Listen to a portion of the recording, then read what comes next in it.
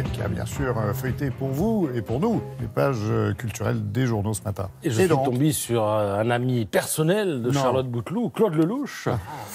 Et je pose la question, Claude Lelouch s'est-il mis en tête de tourner une suite à tous les films qu'il a réalisés, et Dieu sait s'il y en a. Pas bête.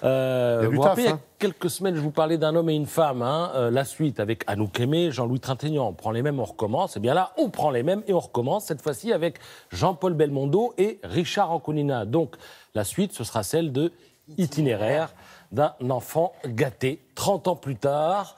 Alors cette fois-ci, Belmondo a 85 ans, Anconina en a 65, mais il les trouve toujours aussi beaux, et même encore plus beaux, nous dit Lelouch. L'histoire, je rappelle, celle de Itinéraire d'un enfant gâté, c'était celle d'un homme qui a réussi, qui décide de disparaître, de se faire passer pour mort, mais un jour il est reconnu par un de ses employés au fin fond de l'Afrique.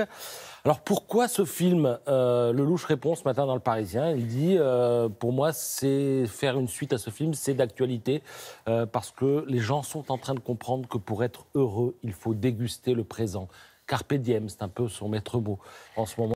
Ça s'appellera Itinéraire de deux enfants gâtés. Ça va être tourné avec un matériel très léger. Il parle de téléphone portable et le film va se construire, dit-il, pendant le tournage. Et Lelouch s'exprime ce matin dans Le Parisien, très en détail. Il dit « J'ai 80 ans, je me rapproche de la ligne d'arrivée et j'ai envie de réussir le sprint final. J'ai envie de mourir d'une overdose de cinéma. Je suis comme Clint Eastwood ou Woody Allen. Je n'existe que par l'idée de faire des films. » Voilà. Bien dit.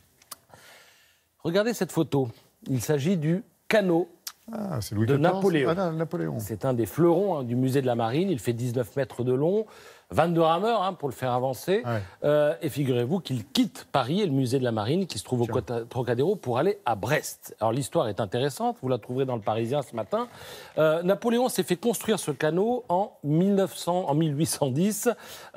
Il voulait un navire d'apparat pour visiter l'arsenal d'Anvers, qui était occupé alors par les Français. Puis en 1814, chute de l'Empire.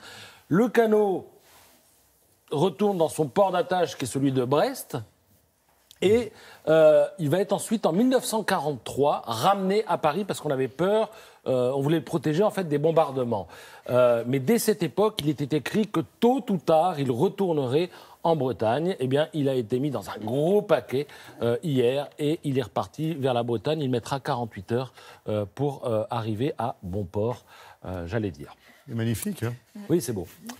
Cocorico, un Nobel de littérature pour une Française, Maryse Condé. Alors, entendons-nous bien, prix Nobel alternatif. Vous savez que le Nobel de littérature cette année a été reporté parce qu'il y a eu un scandale sexuel qui a touché l'époux français d'une académicienne. Et il a d'ailleurs pris 2 ans ferme de prison, ce monsieur. Oui. Donc, pas de Nobel de littérature cette année, mais des intellectuels suédois se sont dit c'est quand même dommage. Ils se sont réunis pour créer le prix Nobel alternatif de littérature. Et il vient d'être attribué à Maryse Condé, dont vous trouverez un long portrait ce matin dans l'Humanité. Alors Maryse Condé est guadeloupéenne, elle a aujourd'hui 81 ans.